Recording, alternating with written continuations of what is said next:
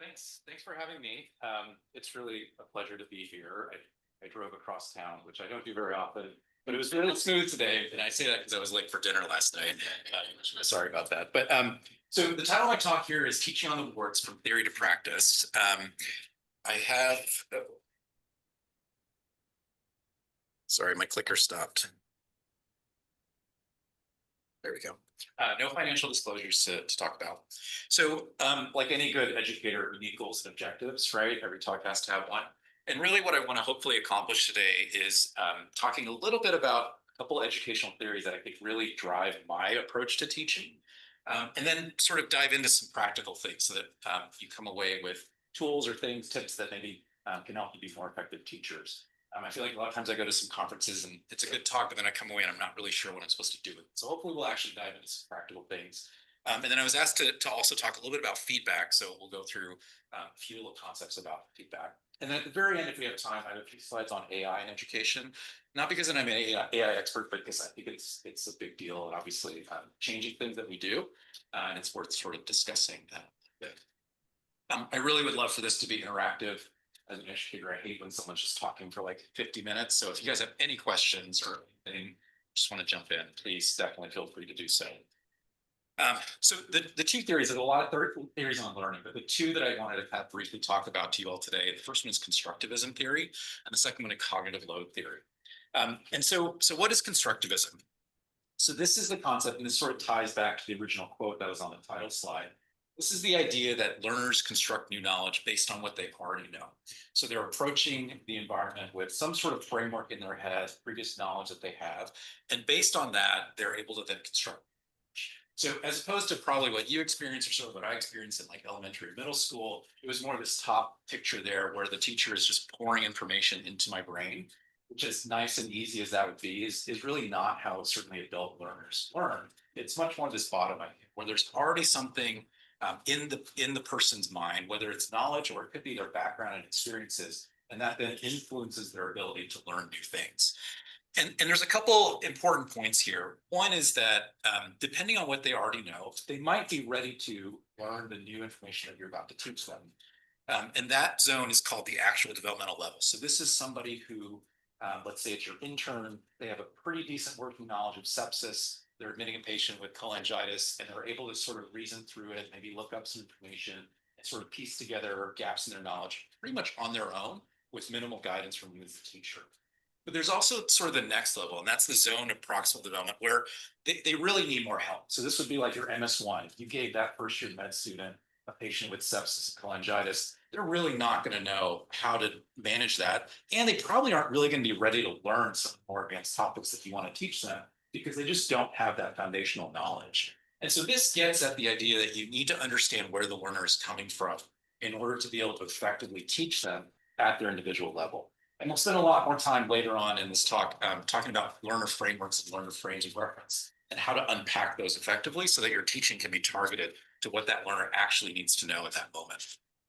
And let me give you an example. So this is a case we run in our simulation center at UCLA. And so just to give you a quick kind of summary. So the patient is a 54-year-old, has pretty bad psoriatic arthritis, is on a lot of chronic opiates, and has a pretty significant cardiac history. And they're presenting with uncontrolled pain.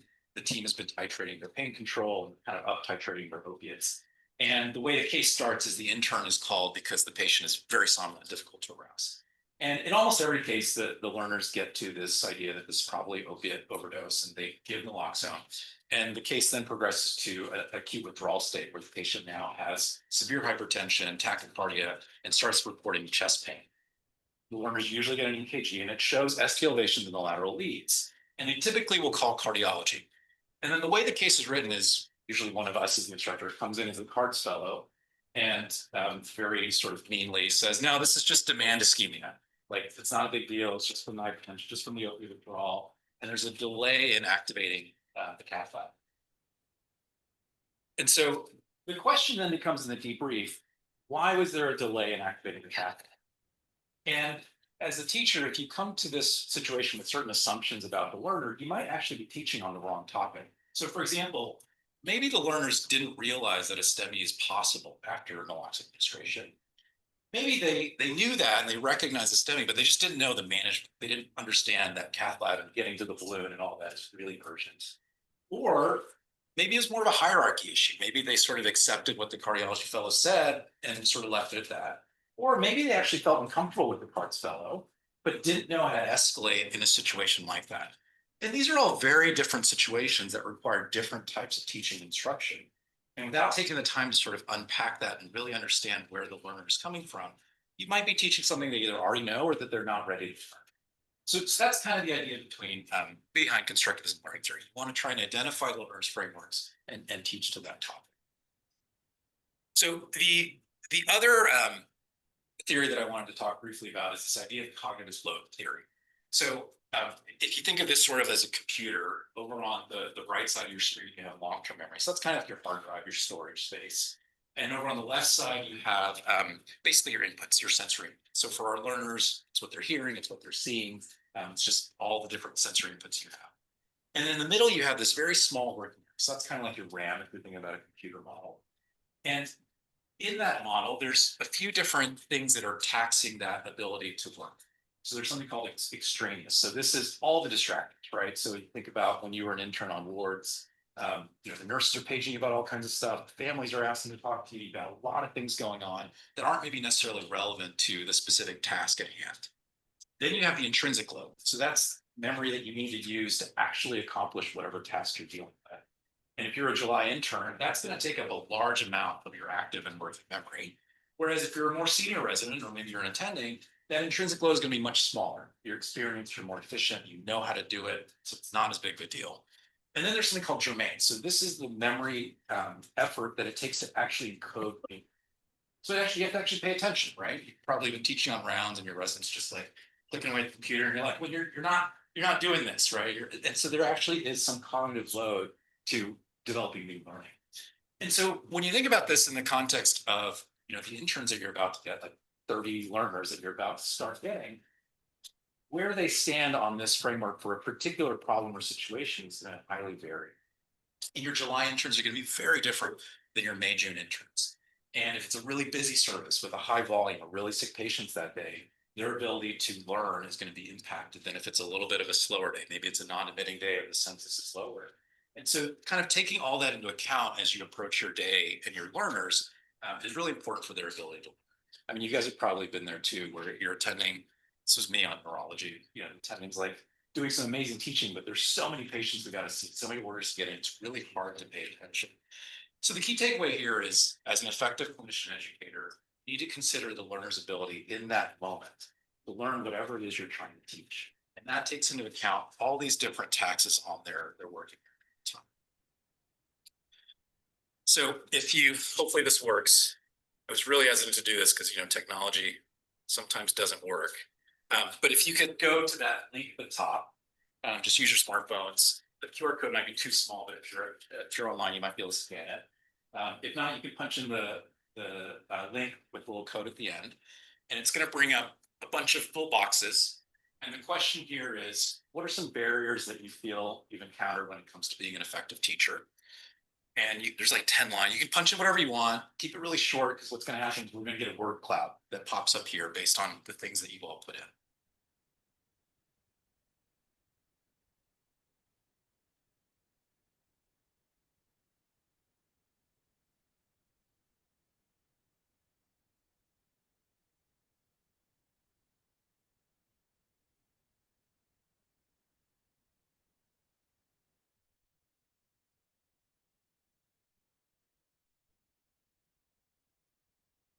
Then I think you just have to scroll to the bottom and hit submit once you're ready. You don't have to fill in all the boxes, just whatever comes to mind.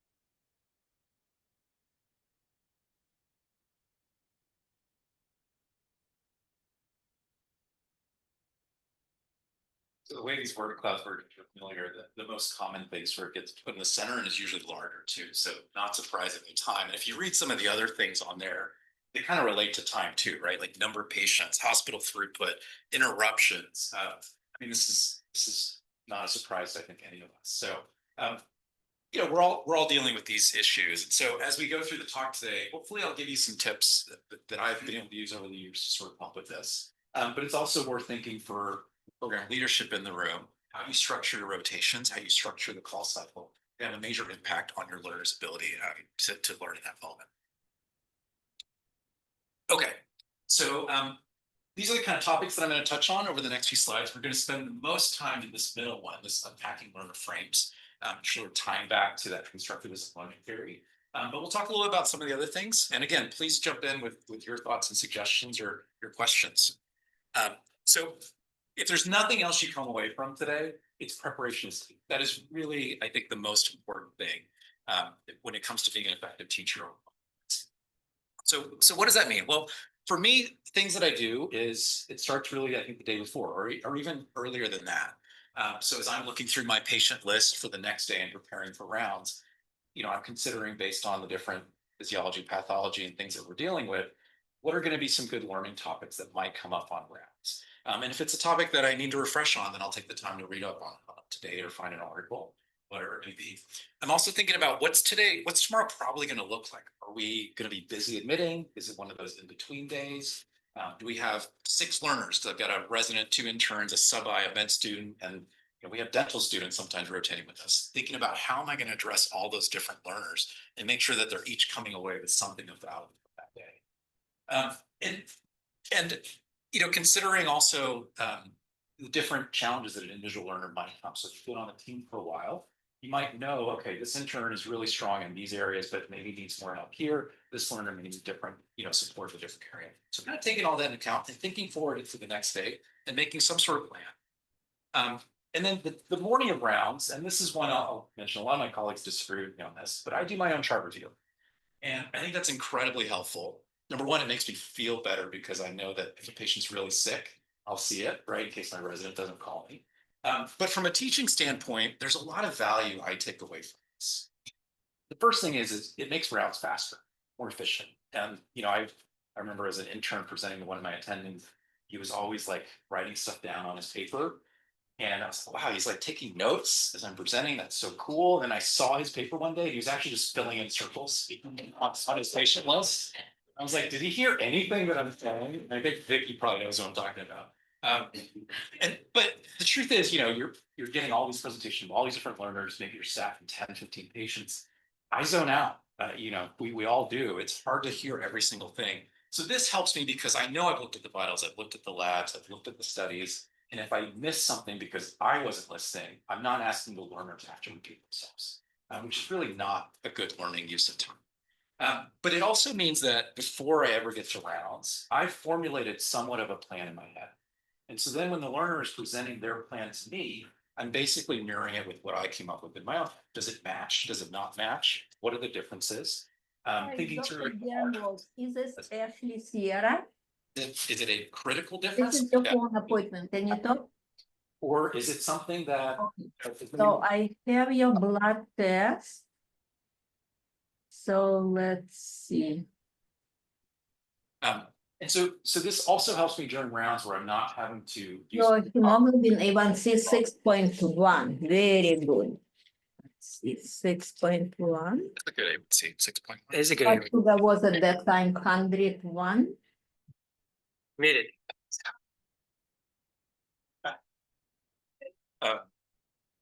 So just.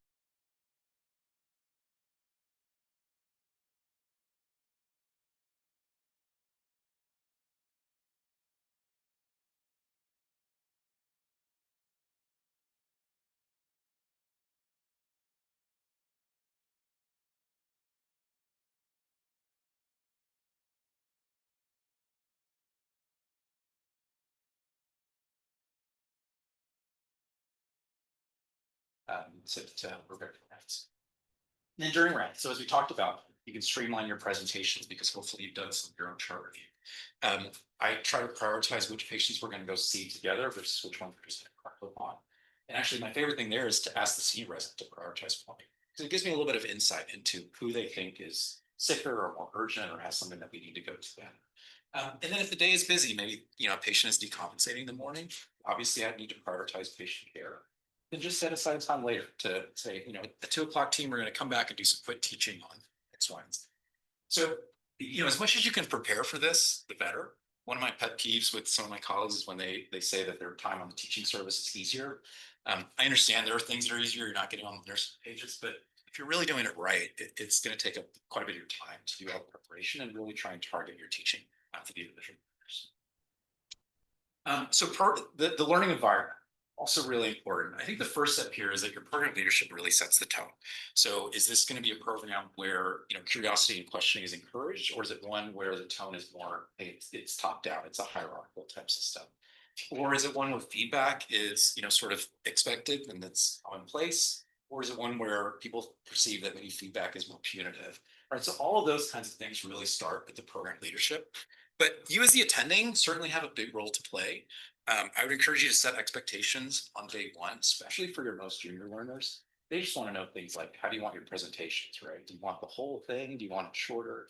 What are your expectations for rounds? Anything that you can think of, especially if it's something that's maybe more just personal to you. So again, for example, I tell my teams, for any new admissions, just text me the name and MRN so I can start doing an intro to you. And that's not something every attendant does. So it's something like that you want to make sure you tell your team. And then there's this idea of psychological safety. So this is a little graph that people came up with looking at different types of emotions. And the idea here is that on the y-axis, there's sort of activating type emotions, and on the negative y-axis, it's deactivating. And on the x-axis, you have pleasant versus unpleasant. And the goal for you as the attending is to stay in that right upper quadrant. So keep your learners activated as well as pleasant. So the more you can make this a safe environment, the better. So encouraging questions. When answers are given incorrectly, acknowledging that's fine. That's part of the learning experience.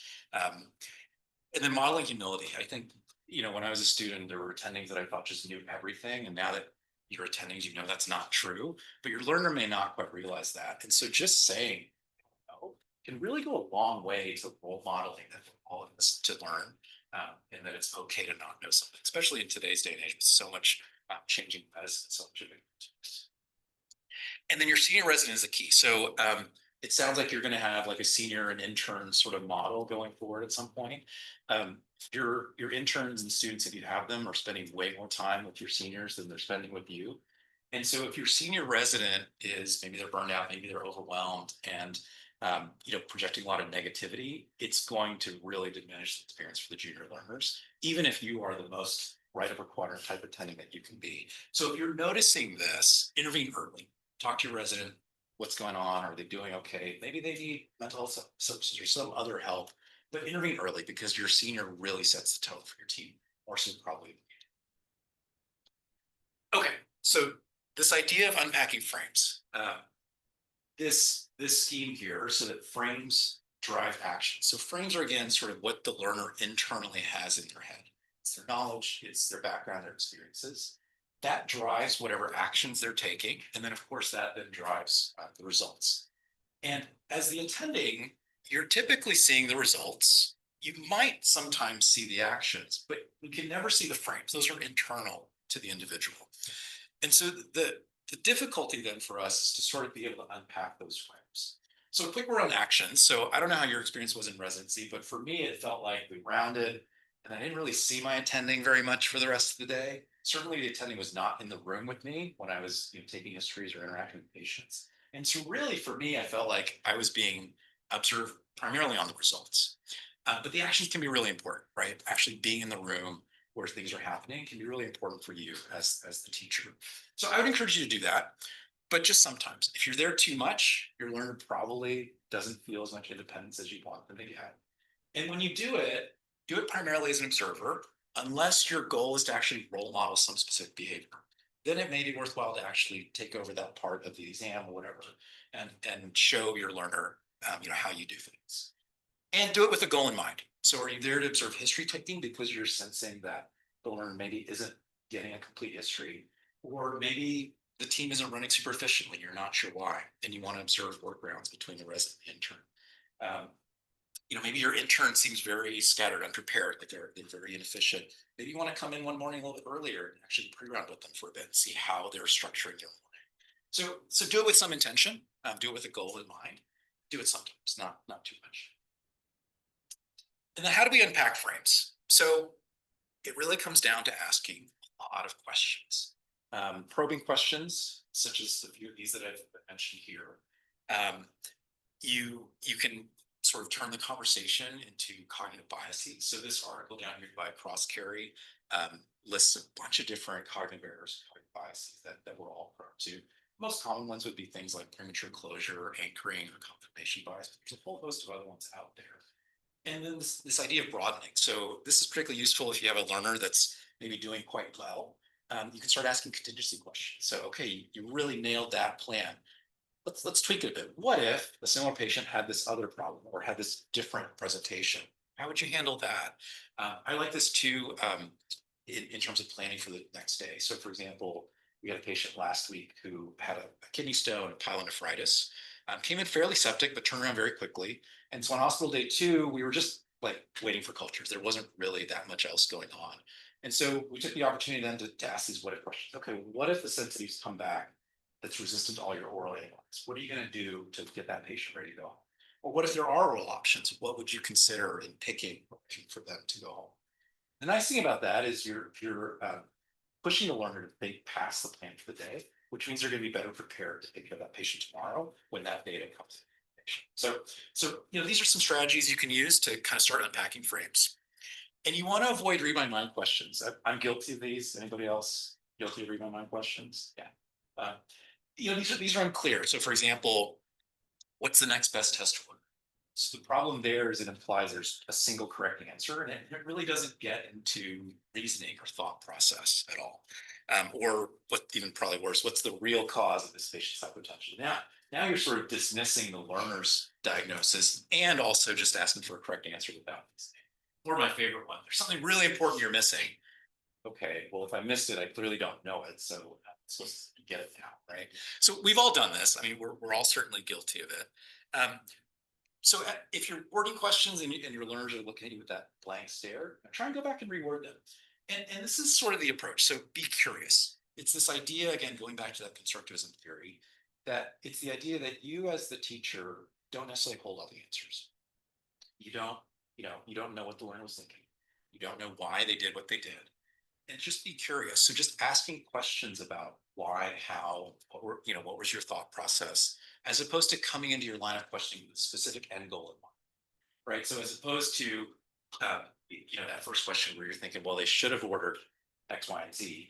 You really just want to understand why they ordered what they did and why they maybe missed an order that you think is important. So coming at this with a perspective of curiosity, as opposed to this idea that I hold the answers and my learner doesn't, can really help you think about how to reframe those questions. This article by Jenny Rudolph, it's in the simulation literature, but it describes this technique called advocacy inquiry. And the goal of this technique is really to avoid those read my mind questions. And again, it's mostly for simulation debriefing in the article they wrote, but I found it really helpful even in my day-to-day practice. And the idea is fairly simple, although it's not maybe a natural way to speak. But the idea is it's 2 pieces. So there's advocacy, where you basically just state very clearly what it is you want to talk about. And if there's a concern about it, then you mention that as well. So that it becomes very clear to the learner, what are we actually conversing about here? And then you just follow up with a question that probes their reasoning. So if we're trying to think about those same questions and avoid those read my mind phrasing, instead of saying, what's the best test order? You might just take a step back and say, well, how would you like to work up this patient? Instead of saying, what's the real cause of the patient's hypotension? You maybe could validate that the answer that the learner came up with is reasonable, but you might say, I'm concerned there's something else that might be going on. What was your differential for this, or what else did you consider?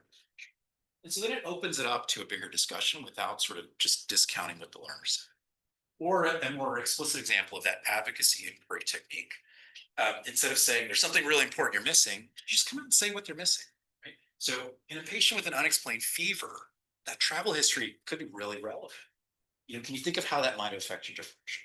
So now it's very clear. The learner's not trying to guess what you're saying. Maybe they know the answer to this question, maybe they don't, but you're going to be able to unpack that frame and really understand where they're coming from, to then be able to direct your teaching to what the deficit or gap actually is. So here's another example. So this is, again, from our simulation case. So you have an intern who is admitting a septic patient. They have pneumonia, at least on the chest x-ray. And they had a recent hospitalization a month ago for neutropenic fever. They got 5 days of IV antibiotics and they recovered, went home, and now they're being readmitted. And so your intern starts some Pirivanc, Piptazo, and Levofloxacin. So first thing I'd point out is there's actually nothing wrong with this. Sometimes we think we only teach when there's a problem, but you can totally teach on this, even though the intern, it seems like, has done everything appropriately, right? Patient who's been hospitalized, hospital-acquired infection, hospital associated. They have major risk factors with immunosuppression. It's a pretty reasonable plan for that patient. But you can teach on sepsis, you can teach on chest x-ray findings for pneumonia, you can teach on antibiotics, you can teach on the prior history of the neutropenic fever. So there's a lot of richness in here, but nothing has actually been done wrong, and that's okay. So you ask the question, again, advocacy inquiry. I noticed you started vanzos and levofloxacin. What was your reasoning for that antibiotic correction? And you'll get all kinds of different answers, right? So I've had interns or residents tell me, I have no idea. That's what we did last time, right? And so you're like, okay, well, they got the plan right, but clearly there's some knowledge deficits here, right? So we can talk about when would you use these broad antibiotics for pneumonia? When you worry about Pseudomonas, when you worry about MRSA. Or on the other sort of extreme, you get this answer, well, I was worried they were recently hospitalized. They got a bunch of IV antibiotics that time, worried about MRSA, Pseudomonas. So that's why I picked this regimen. They were also really sick, so I thought we should start. Great answer. So what do you do here? Well, probe further, right? Okay, you wanted to cover for MRSA and Pseudomonas. That's great. What other options would you have for Pseudomonas? Maybe you go to, maybe the patient has a vanc allergy, right? You can't use vancomycin. So what else can you use to treat MRSA pneumonia? And you can just keep probing and see what happens. And sometimes they'll get everything right. That's great. You'd say, good job, you're awesome, right? Or they have other deficits you'll be able to uncover, sort of teach to those. De-escalation strategy. Okay, this patient's doing better. You did a great job managing the sepsis. In a couple of days, we're probably going to think about sending them home. What if we don't get any cultures back, which happens all the time with pneumonia? What are you going to send them home on, since you now have them on 3 different IV antibiotics, right?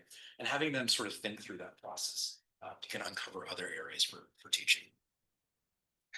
There's a couple models out there for how you can do these quick 1, 2, 3 minute teaching strategies. You may have heard of these. So SNAPS stands for summarize, narrow, analyze, probe, plan, self-study. It's really long for an acronym. There's the 1 minute preceptor, which isn't even an acronym. So these are great. If you use them, they're fantastic. There's nothing wrong with them. But my takeaway is more, what is the general approach? And the approach really is to assess your learner. Try and unpack those thought processes that got the learner to wherever they ended up, and then teach to what the deficits might be at that point. I don't think you have to necessarily memorize all these, but if you want to, there's a lot more out there, other ways that you can kind of structure your teaching. Any questions so far? Okay. My notes got hidden, so I think I'm going faster than I intended. Okay. A couple other teaching strategies. Don't be afraid to revisit topics. I've heard attendings or faculty say, well, I've already taught about hyponatremia. I don't know what else to teach about, especially when you're on for a long time with the same learners. You sort of feel like you're running out of things to teach on. But don't be afraid to revisit topics. There's this thing called the forgetting curve. I really like that it's the forgetting curve, not the learning curve. It's a very pessimistic way of looking at things. But it's basically this idea that if you revisit topics repeatedly over time, the retention is better. And of course, we all know that. And so if you come back to a topic after 1 or 2 days, you'll be able to learn it again and remember it even better. And similarly, there's this teaching strategy called interleaving. So this is sort of like pages of a book that interleave together. And the idea here is that by sort of coming back in small chunks of doing a small portion of teaching, then talking about some other topic, and then later coming back and revisiting it, you're actually training the brain to recall things more effectively. So for example, in my medical school, we had a cardiovascular respiratory renal block, right? So in my first year, we learned all the physiology and anatomy. And then in my second year, we had another cardiovascular respiratory renal block, and we learned the pathology. That is very much blocking. They even call it blocks, right? Now we're doing more interleaving because this is actually how clinical practice works. When you're seeing patients, you don't get all the heart failure patients in a day, although you guys do a lot of co-management and cohorting, so maybe it's a little different. But even so, the problems are different. In the course of the day, you're seeing multiple different problems from different specialties, different organ systems. And so we're much more doing this interleaving in real life. And so why not practice that teaching too? Because that ability to recall something that is unrelated to what you did 5 minutes ago is actually a skill. It's a muscle in your brain that you can train. So by revisiting topics, you can actually promote that recall in your learners. So when you're admitting 8 patients overnight and you're bouncing between all these different problems, they're more likely to be able to pull up that knowledge from. So what does that look like? Okay, so you're with your team. You recognize through your nice questioning and unpacking of frames that there's a deficit in hyponatremia. They don't really know how to work it up. They don't have a schema for it. So maybe you do a quick little 5-minute talk on your approach to hyponatremia today. Then a couple of days later, your team gets a patient with hyponatremia again, maybe a concern for SIDH. So then you have your learner walk through their approach. So hopefully they're able to recall at least some of what you went over with them a couple of days ago. You're probably going to have forgotten things, and that's okay. There's going to be gaps. There's going to be different nuances for this patient that will offer more opportunities for you to teach. Or if they really do it well, then maybe you dig deeper and you talk more about SIDH diagnosis. But by doing this scaffolding and sort of spaced repetition, you can improve their retention and their ability to recall things. And then a few strategies to involve your team. So on the teams that I'm on, like I said, we have all learners from different levels, and that's definitely a challenge. I saw that on the word clouds that people have mentioned that. So there's a few ways that you can kind of involve your team. So I call it bottom up, top down, and then middle out. So bottom up is probably what you're all used to. It's that Socratic method. You start with the most junior learner, you ask them some questions, you work your way up, and that's great. Top down is a little different. You're starting with your most senior learner, and you're having them teach the team. So, we were doing a pre-op last week, and I had 2 interns and a senior resident. The interns had never pre-oped a patient before. My senior is going into cardiology, so I'm guessing he's pre-op patients before. And so I just asked him, "Hey, Alex, what's your approach to doing pre-op?" And he went through the 2024 algorithm, kind of talked about the different risk calculators that he likes, and he taught the whole team. And then I just had to jump in for the last couple seconds to add a few little tidbits of my approach. And that's great because it relieves you from doing the teaching, which is always nice. But it also, especially for learners who are interested in medical education, you can then assess that learner and give them feedback on their teaching. And it involves everybody in the team. And then middle out is what I would do where, you tell an intern, "Hey, it's kind of a lighter day. Why don't you read about some topic and then tell us what you learned," or use your med students to do that. And so by doing this, you kind of engage all the learners so that they don't expect that rounds is just the attending coming in and talking for 20 minutes and then that's it.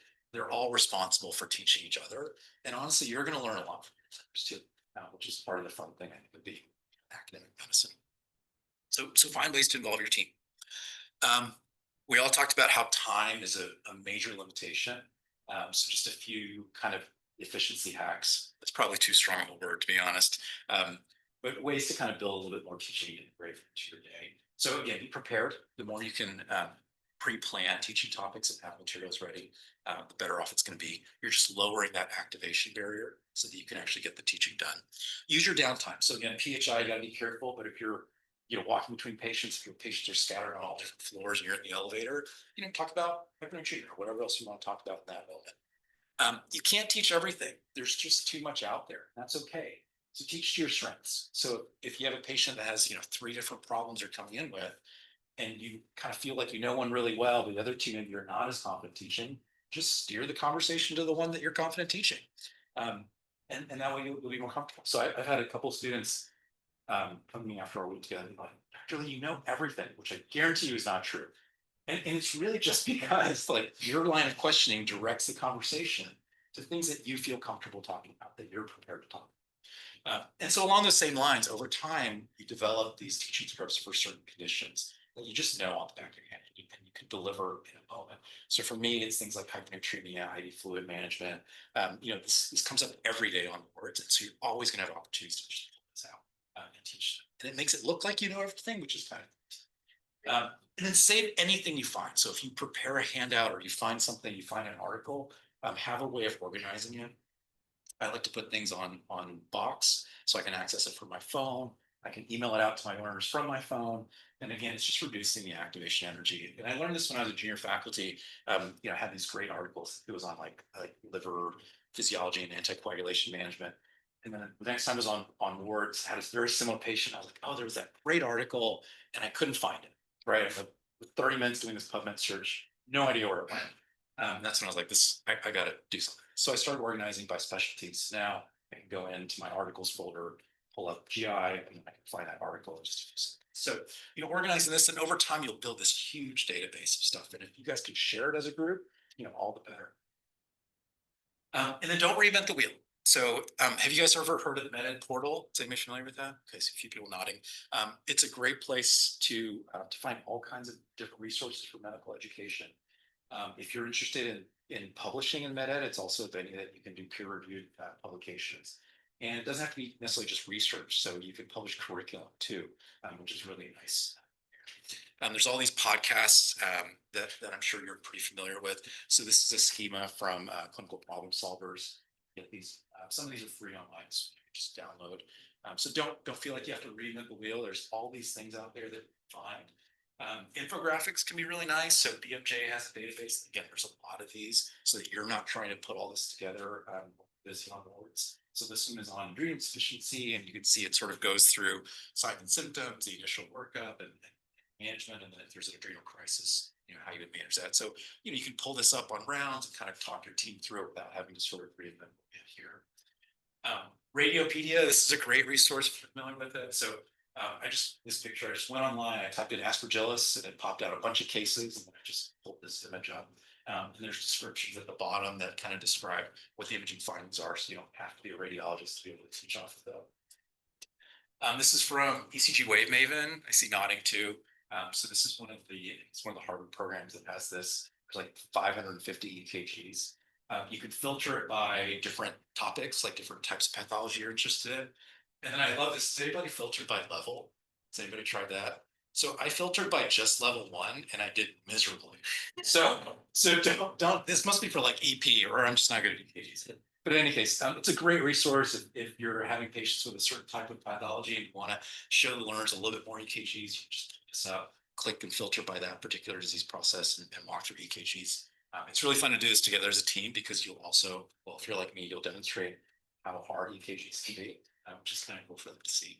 And then there's these New England Journal videos you're probably familiar with. I like these for procedures.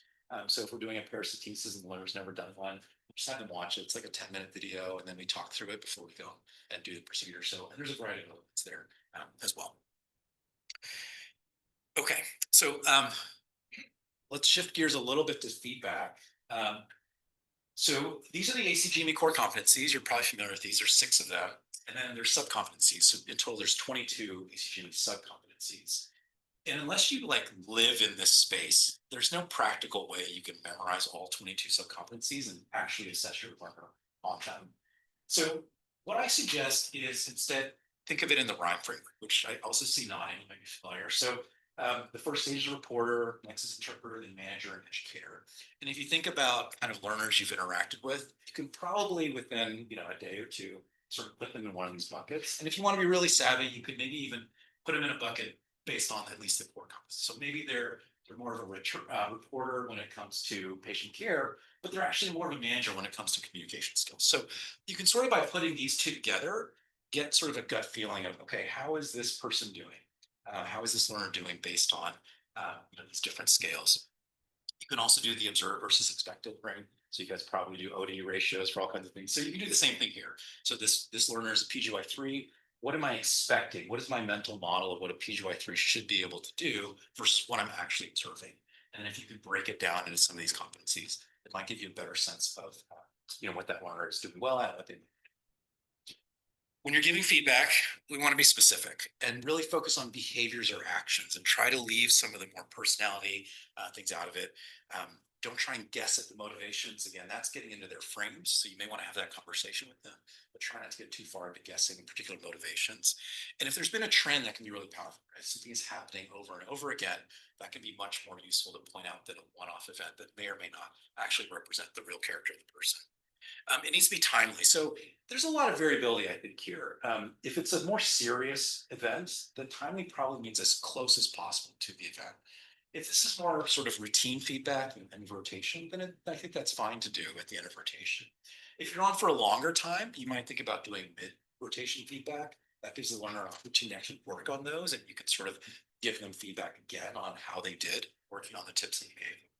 And then pick the right time and place, right? So if you're ending your week on a long call day and you're leaving at 9 p.m., I guarantee you the learner probably doesn't want to get feedback from you that late today.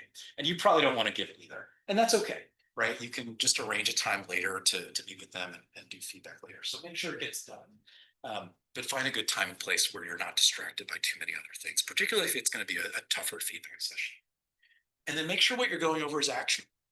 So I like this idea of instead of feedback, it's feed forward, right? So at the end of your conversation with the learner, hopefully together you've been able to come up with some really practical things that they can do to improve on whatever that's going on. And this is what I tell my son, he's 14, growth mindset, right? Growth mindset, focus on improvement and growth. Have you guys heard of the feedback sandwich? So I found this really fun, I guess it's an infographic. So there's the traditional feedback sandwich. So the bread is kind of the positive ego stroking, and the meat in between is the critical feedback. Then they have what's called the weak feedback sandwich. So it's mostly bread and very, very little meat. Then there's the untraditional wrap. So it's kind of all mixed together in a conversation. Then open faced. So it's you start with the critical feedback and end with the positive. And then I like the paleo diet, right? It's just all critical feedback. There's no positives at all. So the feedback sandwich has gotten sort of a negative reputation. I think mainly because when we do it, certainly I'm guilty. We do the weak feedback sandwich, and the true feedback actually gets lost. What I would say though is that none of these are necessarily wrong if it's used in the correct moment and with the correct learner. So, for example, even this sort of extreme, the paleo diet, where it's like all critical feedback.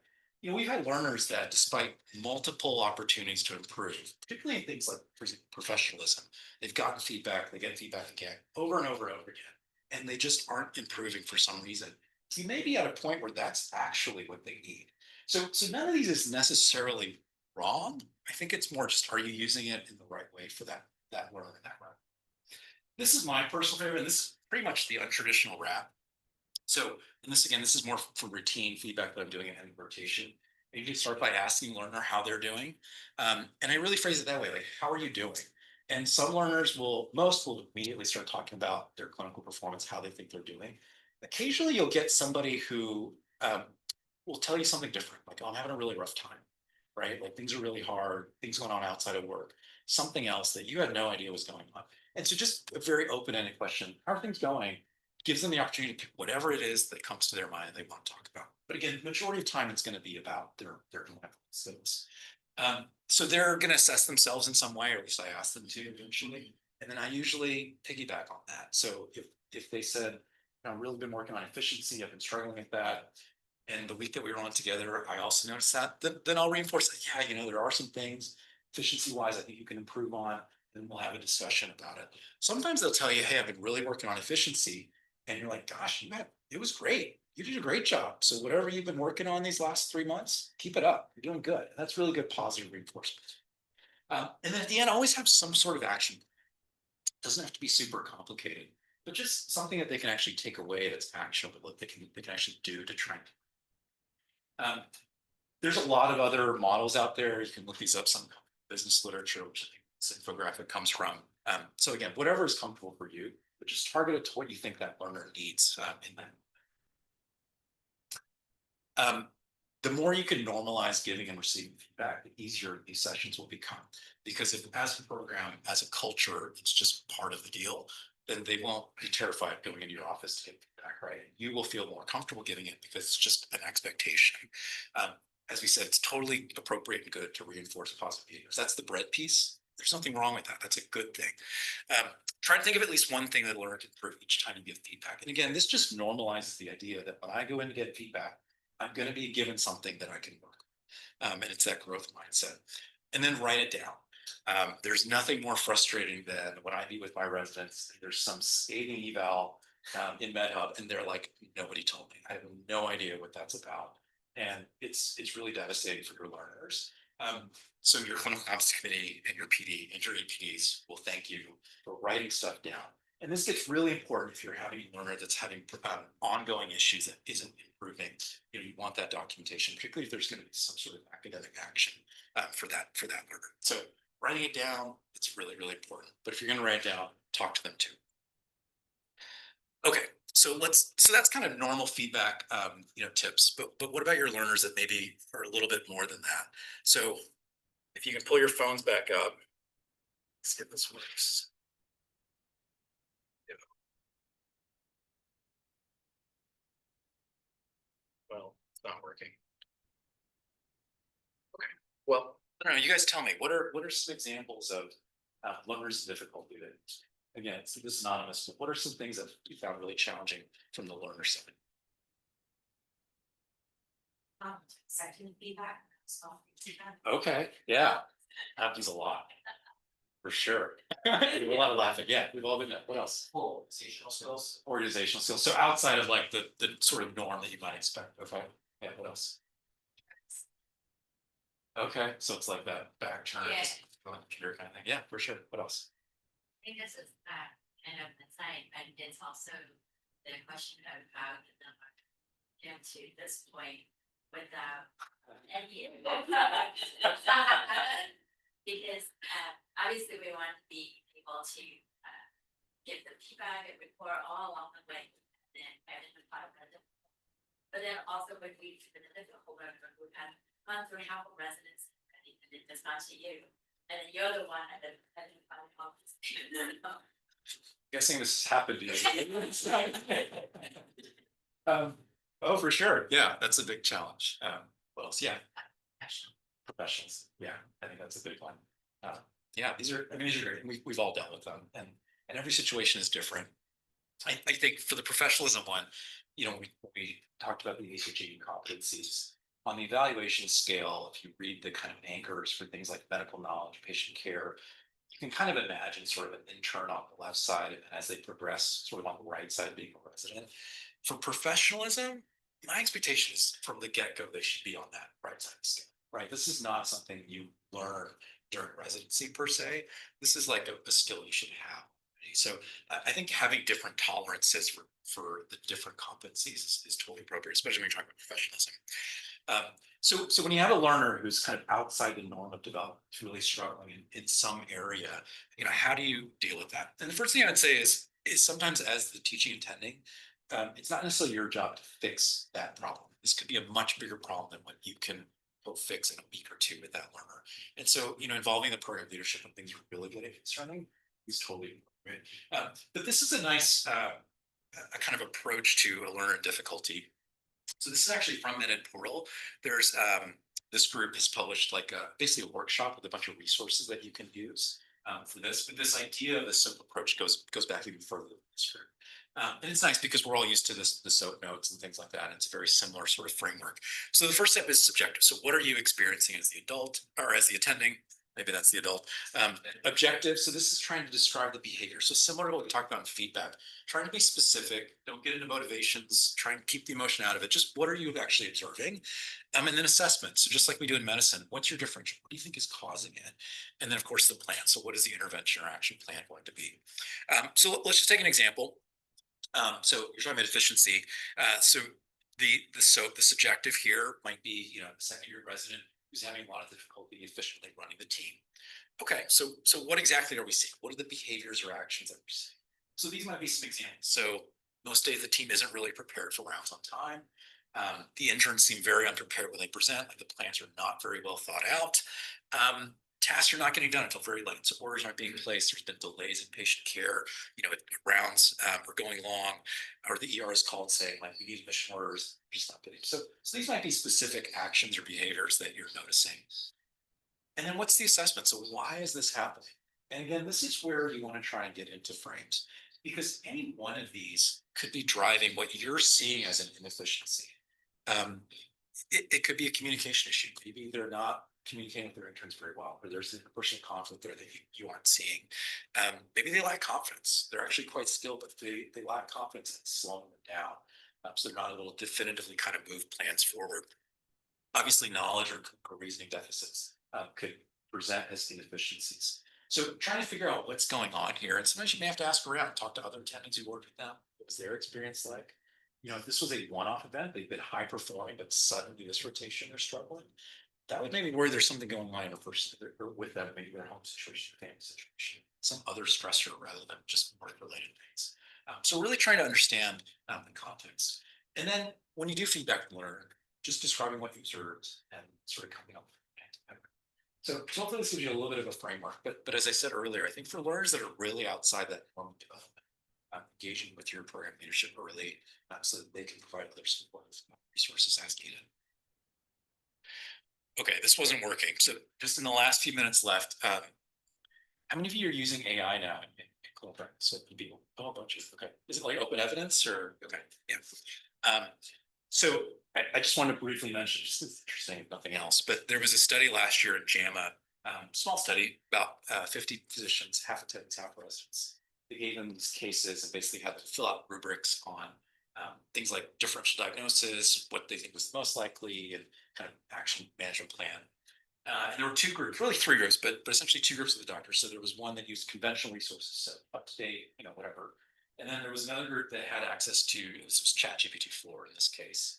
And then they separately had a language model alone, so AI alone group. And these are the results. So this is just looking at the physician groups. There's actually no difference in outcomes. So they had this rubric they filled out and it was scored by these blinded reviewers. And there was no difference in outcomes. So the physician with ChatGPT did the same as the physicians using UpToDate. There's really no difference. But the large language model alone outperformed both groups. So what does that mean? Does that mean AI is taking over? Well, maybe one day it's taking over, but not yet. Because when you dive a little bit deeper into what happened, it turns out that the physicians who had access to ChatGPT were essentially using it like a Google search. They were just typing in things like differential for chest pain, differential for whatever, or just trying to find knowledge gaps. Whereas the researchers who essentially programmed the language model alone were giving these long, detailed steps, right? A lot of clinical information, these very detailed prompts that had a lot of elements of like telling the language model, you're an attending physician, here's the context. And so to me, the takeaway isn't so much that AI is better than doctors, although that, who knows, that day may be coming. To me, the takeaway is more that we need to learn how to use AI in our practice. And so how do you teach your learners? Well, first thing is that it's here and your residents are using it just like you guys are. I think there's some lower hanging fruits, so lower risk opportunities. So certain admin tasks related to running a program might be useful. It can create teaching modules. So one thing we're doing is using open evidence to create board style questions. And then we have a team of faculty that are reviewing them for accuracy and we're pushing them out to residents just to get more board prep that's separate from like exact questions. It can develop curriculum, so kind of broad strokes, big level curriculum development. And then you guys may be using this already, but we have these transcription tools where it'll listen in on your history table of the patient, summarize it intelligently in your subjective portion, and even start to generate a list. That's pretty reasonable. And then there's high risk uses. So in admissions and application screening, I think this is coming. Thalamus bought a small AI company recently. So this is coming. We got to be really careful how we use this. Even certainly in clinical reasoning, I think being really cautious, you know, how much we use this. You know, all the biases that humans have, it's you know, programmed into AI. So I think just being cognizant of that. But this is probably the next big thing in med ed. How do we teach our learners how to use AI? Are there use cases that, you know, might be totally fine for an attending or a senior resident, but we wouldn't want like a junior learner using just yet until they're more savvy, say for clinical reasoning, for example. So a lot more evidence and research being done. I'm certainly not an expert, but just wanted to get it out there for you all to think about.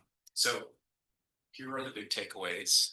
And I know I'm a little bit over. So I just want to acknowledge these are some of my colleagues at UCLA that run what we call our med ed pathways. This is a pathway for residents who are interested in a career as a clinician educator. Everything I told you today, I basically stole from them. So I wanted to give them a little bit of a thank you. And with that, I was told there needs to be an MOC question, but I'll stop there. And if there's any questions, I'm happy to answer. Thank you so much. Yeah, there is a couple, there's a Sure. question online, but I don't know if I want to. Well, while you guys formulate the questions. You know what I mean? I think they were just referring back to a couple of other sites where there's not about teaching scripts. So it's the question was, what do the teaching scripts like helpful to be, and it's something shared. Yeah, so teaching scripts really are anything that is somewhat structured for teaching. So it could be, very detailed and very long. It could be very brief. Really, it's anything. It's really just more your approach to a particular diagnosis process or issue. So, for example, going back to hyponatremia, my teaching script on hyponatremia really starts with kind of, the osmolality, the volume approach, volume assessment, things like that. And that's just the script I have for hypertrophy. So it doesn't have to be anything formal. I think to the extent that you develop some sort of teaching guide or a handout, save them so you're not having to recruit. Tailoring more teaching sessions, have like an anticipating, have a certain year. Supposed to go to creating a solution. Yeah. Like, how do you usually start your teaching sessions to try to like do the basics first and then? Yeah, and that's where like the bottom up approach I think would work really well. So start engaging with your MS3, and then at some point, and you don't necessarily have to wait for them to stop being able to answer the question. Just at some point, you might move on and engage with your intern and then your resident. I think when I first started, I also had this idea that if I taught to the senior resident level, that the student would be able to follow, and that bothered me. But I think that's okay, because otherwise you're never going to teach to the senior resident level, and they're not going to come. So it's okay, and that student may not absorb everything from that interaction with the third year resident. They probably at least learn something. And you can always loop back with them if they have questions afterwards. Yeah, so don't feel like you have to go to the lowest common denominator. You keep your working way up and down. And this is where the top-down approach also can be really helpful. You ask your third-year resident to teach on some topic to the junior learners, and you may actually identify some gaps that your senior have that you can then teach to. But it'll feel like the team's just having this conversation. It's not you doing all the time. Do you ever listen to feedback regarding some? Absolutely, yeah. I debated putting that in here, but you're absolutely right. Yeah, the same is true for setting expectations. When you set expectations at the beginning, you should probably also ask your team, what are your expectations of me? But absolutely, feedback. I always ask for feedback about myself. As an APD, I don't know that what I'm getting is always honest, but I at least offer the opportunity. So, but yeah, I think that's a great skill.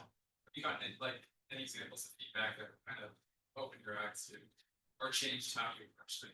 Yeah, I got there's been some learners that gave me feedback about doing more physical exam teaching, which is not actually a very good strength of mine.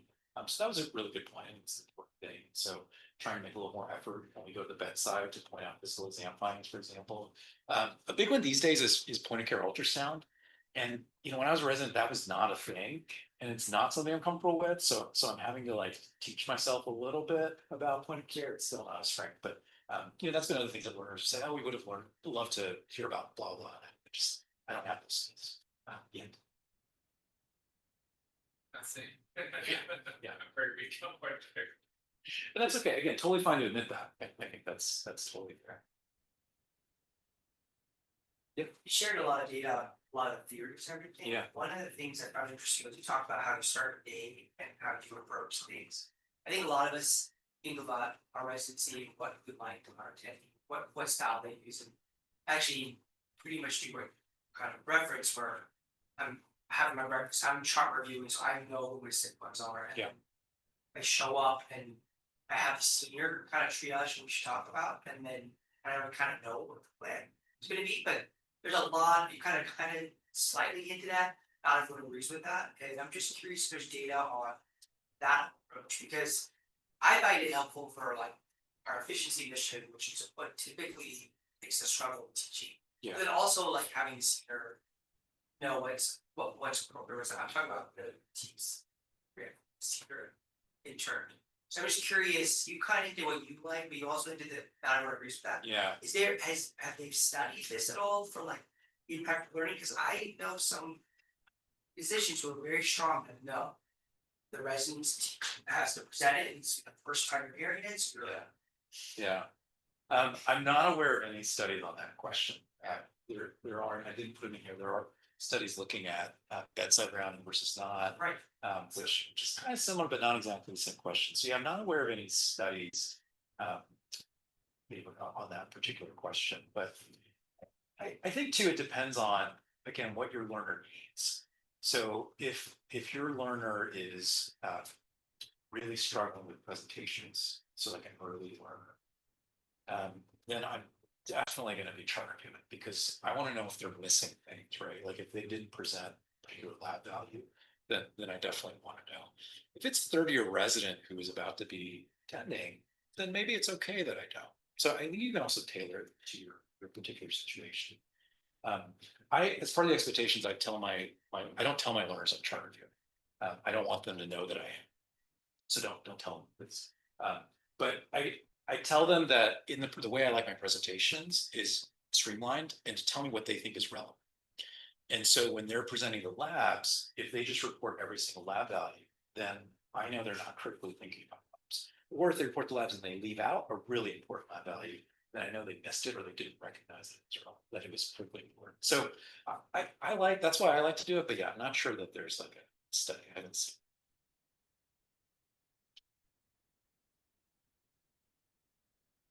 Question, I think we're past the hour Yeah. already, so I'm kind of like, well, no. But Thank you again, Dr. Yeah, of course. It was a pleasure. Thank you. There is CME credit for everybody, so the code is 9969. You guys can text it to like text CME number. Oh, okay, there's an email too, so you got this. And then answer to the question as well. It's 9969. And you can email like Alina the questions for the MLC.